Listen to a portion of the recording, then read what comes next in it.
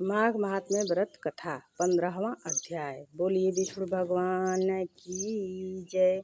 दत्तात्रेय जी कहने लगे कि हे राजन, प्रजापति ने पापों के नाश के लिए प्रयाग तीर्थ की रचना की। सफेद और काली यानी गंगा जी जमुना जी के जल की धारा में स्नान का महात्म्य भली प्रकार सुनो। जो इस संगम में माघ मास में स्नान करता है वह गर्भजोनि में नहीं आता। भगवान विष्णु की दुर्गम माया माघ में प्रयाग तीर्थ पर सब नष्ट कर देती है। माघ मास में प्रयाग में स्नान करने से मनुष्य अच्छे भोगों को भोगकर ब्रह्मा को प्राप्त होता है, यानी ब्रह्म को प्राप्त होता है।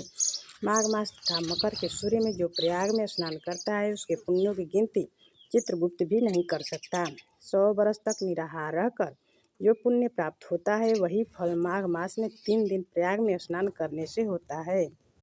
जो फल 100 वर्षों तक योगाभ्यास करने से मिलता है, जैसे सर्प पुरानी कांचली को छोड़कर नया रूप ग्रहण कर लेता है, वैसे ही माघ मास में स्नान करने से मनुष्य पापों को छोड़कर स्वर्ग को प्राप्त होता है। परंतु गंगा जमुना के संगम में स्नान करने से हजारों गुना फल मिलता है।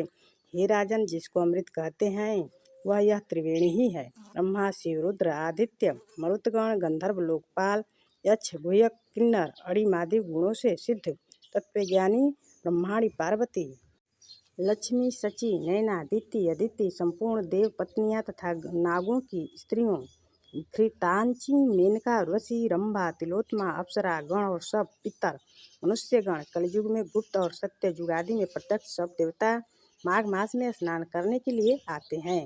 इन दिनों माघ मास में प्रयाग में स्नान करने से जो फल मिलता है वह ईश्वर ही कह सकता है, मनुष्य में कहने की शक्ति नहीं है। हजारों अश्वमेध यज्ञ करने से भी यह फल प्राप्त नहीं होता।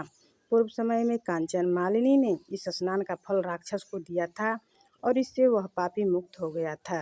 इति 15वां अध्याय समाप्त। बोलिए विष्णु भगवान की जय।